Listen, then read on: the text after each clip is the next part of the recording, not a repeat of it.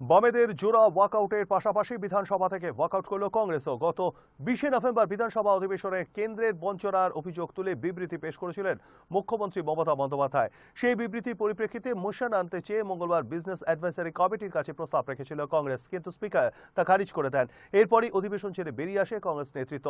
পরে সাংবাদিক সম্মেলন করে কংগ্রেস বিধায়ক মানস ভূঁইয়া গত 3 বছরে কেন্দ্রের দেওয়া টাকার হিসাব তুলে ধরেন।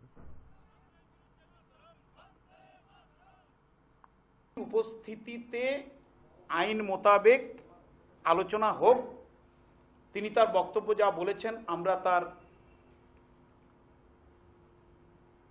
পরিপ্রেক্ষিতে আমাদের কথা বলবো। মুখ্যমন্ত্রী উত্তর দেবেন। মুখ্যমন্ত্রীর পরিবর্তে অন্য কেউ উত্তর দিলে সেটাও মানা হবে না, because he is concerned to deliver the lecture on the floor of the house on a particular topic on fiscal discipline. Excise, customs, এই তিনটে হেডে মেনলি টাকা তোলে। তাতে আমরা দেখছি 11-12 সালে